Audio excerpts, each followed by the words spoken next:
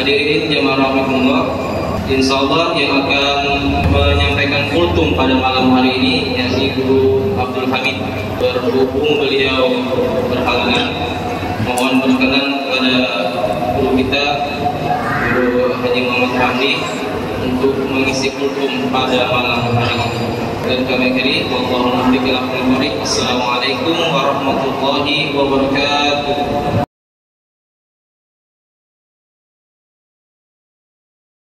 Assalamualaikum warahmatullahi wabarakatuh.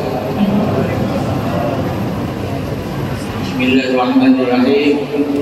Alhamdulillahirabbil alamin. Wassalatu wassalamu ala asyrofil mursalin wa ala alihi wa ashabihi ajmain. Amma ba'du. Puji syukur kepada Allah SWT pada malam hari ini kita masih diberikan kekuatan, kesehatan, dan yang paling membahagiakan kita semua malam hari ini jamaah Masjid At-Taubah semangatnya masih tinggi untuk beribadah, karena saya tarawih berkeliling kemana-mana ya, tapi mohon maaf ini masjid kita ini paling banyak jamaahnya. Dan malam hari ini saya sedikit ingin mengingatkan kita bahwa hari ini kita sudah berada tanggal 16, berarti besok tanggal 17. Artinya malam ini malam nuzulul Quran. Minimal kita ingat bahwa 1000 tahun yang lalu, 445 tahun yang lalu ya, Allah menurunkan Al-Quran yang pertama, Iqra bismi rabbikal ladzi khalaq, itu adalah tanggal 17 Ramadan. Bayangkan Al-Quran yang 30 juz itu turunnya tidak sekaligus langsung 30 juz, tidak, berangsur-angsur. Itu Tuhan memberikan kepada kita satu pelajaran bahwa orang hidup itu tidak ada yang langsung jadi orang kaya, umpamanya langsung jadi orang kaya, nggak ada. Orang pintar, contohnya orang yang berilmu ya, orang hidup di dunia ini ada yang profesinya pedagang, profesinya pengusaha, ada profesinya guru, ada pejabat.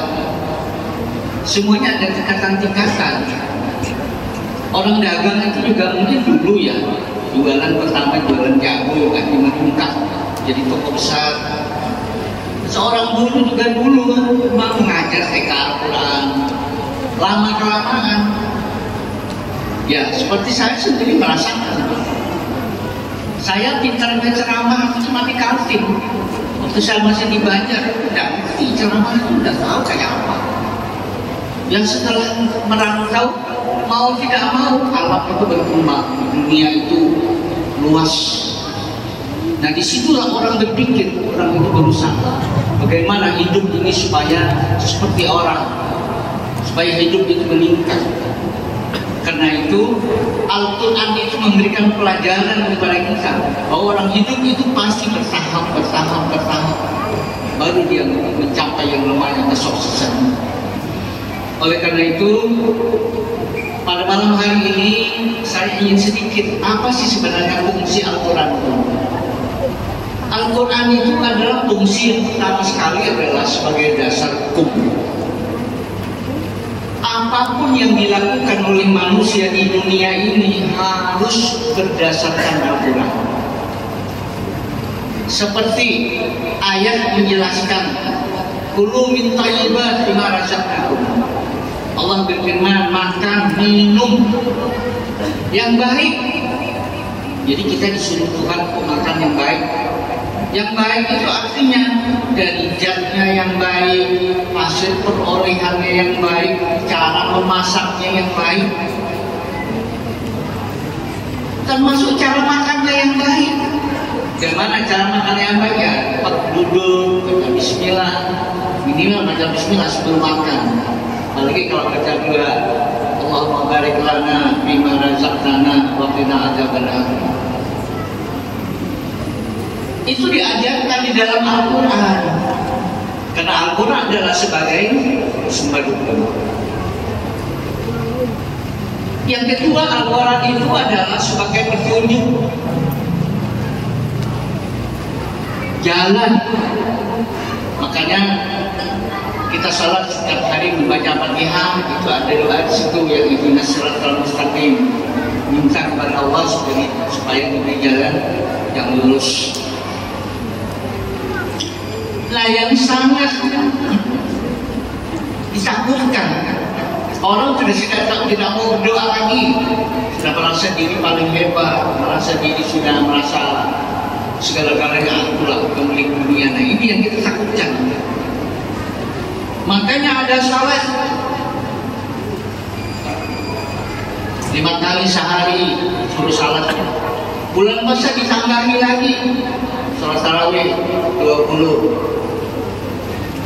Lalu di salat itu ada namanya sujud. Nah, di situ kita selalu membaca doa Subhanallahil a'la wa bihamdi. Maha suci Allah, Tuhanku yang maha tinggi. Artinya kita ini tidak tinggi, kita ini biar banyak duit jadi pejabat, tetap rendah. Selama ibadah puasa, hitung saja kalau 23 rakaat berapa kali sujudnya? 23 kali ya, 23 rakaat itu salat. Berapa kali sujudnya? Berapa kali membaca Subhanallahil a'la wa bihamdi? Itu ucapan kita. Nah, yang kita harapkan dari pelajaran ini, kenapa Tuhan suruh mengulang saking banyaknya. Nah, begitulah Tuhan memberikan pelajaran kepada kita, bahwa kalau kita ingin bersih, rumah bersih, sering-seringlah disapu, dibersihkan.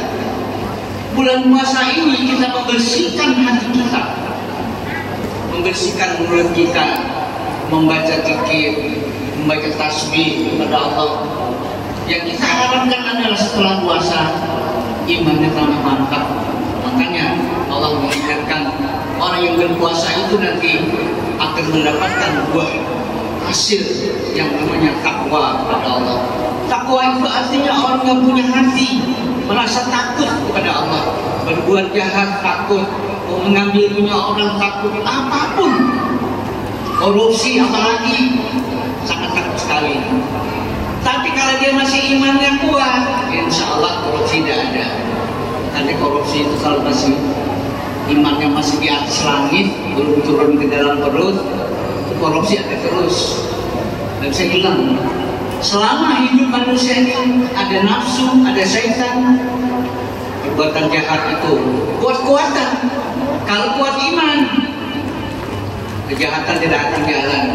Tapi kalau imannya lemah, imannya krisis, jahat, kejahatan, kemaksiatan akan jalan. Apalagi kalau dia menganggap bahwa maksiat itu sama aja, ya apa-apalah nyantap. Nah, oleh karena itu Allah SWT mengingatkan kepada kita bahwa Al-Quran yang diturunkan permukaan bumi ini adalah untuk manusia sebagai petunjuk. Kemudian yang ketiga adalah Al-Quran itu adalah sebagai ibadah. Jadi orang baca Quran itu dapat ibadah. Baca Quran 1 biji huruf, kalau pakai wudu 25 kebaikan. Tapi kalau tidak wudu 1 biji saja, dapat 10 saja. 1 huruf dibaca alif lam mim. 1 biji alif 1 huruf, lam 1 huruf, mim 1 huruf. Kalau bacanya pakai wudu dapat kebaikan dari Allah 35. Tapi kalau dia baca Quran yang tidak wudu, baca alif lam mim, hanya dapat 30. Dan kita harapkan bulan puasa ini minimal kita khatam 1 kali. Itu kalau mampu dapat, kalau tidak ya apa adanya. Dan yang selanjutnya adalah di samping Al-Quran itu sebagai ibadah, Al-Quran itu adalah sebagai obat. Jadi orang yang bisa mengamalkan ajaran Al-Quran, atau ada doa-doa di dalam Al-Quran itu orang sakit perut dibacakan doa, ditiupkan. Kalau dulu di zaman Nabi tidak ada dokter, yang ada Al-Quran saja. Jadi kalau ada sahabat sakit, Nabi kalau ada yang demam cuma baca Al-Quran, jana mulibat dan wassalaman ala Ibrahim. Tapi Ibrahimnya diganti Runayana mulibat dan wassalaman ala Muhammad. Kalau banyak diganti. Ternyata menurut hasil penelitian, air lidah kita yang membaca Al-Quran itu dia nyembur ke gelas yang ada air di situ, itu yang membawa obat. Itu hasil penelitian. Jadi mulut kita ini membaca Al-Quran itu pasti keluar air. Coba aja Bapak kalau mau tahu ngomong di muka cermin, apalagi kalau teriak, pasti ada basah-basah itu di cermin. Jadi embusan dari bacaan Al-Quran itu masuk ke dalam air. Kalau dulu diminumkan air saja sudah bacakan Al-Quran. Kalau ada orang kesurupan dibacakan Qul a'udzu birabbinas, tiupkan di dalam gelas air putih, diminumkan, malah dimandikan. Yakin bahwa Allah akan menyembuhkan segala-galanya. Itu dulu dikabulkan. Sekarang juga ada yang kabul, ada yang tidak. Itu tergantung keyakinannya masing-masing. Karena itu Al-Quran Allah menjelaskan syifa'ul linnas, dia menjadi penyakit, obat bagi manusia. Yang terakhir adalah dalam kesempatan yang mulia ini, bahwa Al-Quran itu adalah banyak sekali doa-doa yang diajarkan oleh Allah di dalam Al-Quran. Seperti doa-doa yang kita baca, Rabbana atina fid dunya hasanah wa fil akhirati hasanah wa qina adzabannar. Banyak lagi doa-doa yang dibaca oleh Nabi Ibrahim, doa yang dibaca oleh Nabi Sulaiman, doa-doa yang dibaca oleh Nabi Zakaria, ada di dalam Quran. Contoh yang diajarkan di dalam Quran yang dibaca oleh Nabi Zakaria, memohon kepada Allah supaya anak menjadi anak yang saleh dan salihah. Sering dibaca, Rabbana hab lana min ladunka dzurriyyatan thayyibah innaka sami'ud du'a. Bapak hadirin sekalian yang saya hormati, walaupun kita tidak memperingati nuzulul Quran secara resmi, malam hari ini kita mengingatkan bahwa malam hari ini adalah malam nuzulul Al-Quran, dan kita bersyukur kepada Allah bahwa Allah menurunkan Al-Quran ke muka bumi ini untuk manusia yang mau mengajarkan, yang mau mengamalkan Al-Quran. Apabila mereka mengamalkan Al-Quran, mengajarkan isinya, adalah dia akan hidup bahagia di dunia dan bahagia pula di akhirat. Dan masuk salah satu hadis yang terakhir yang dibawakan oleh Nabi SAW, khairukum man ta'allama al-Qur'an wa 'allama.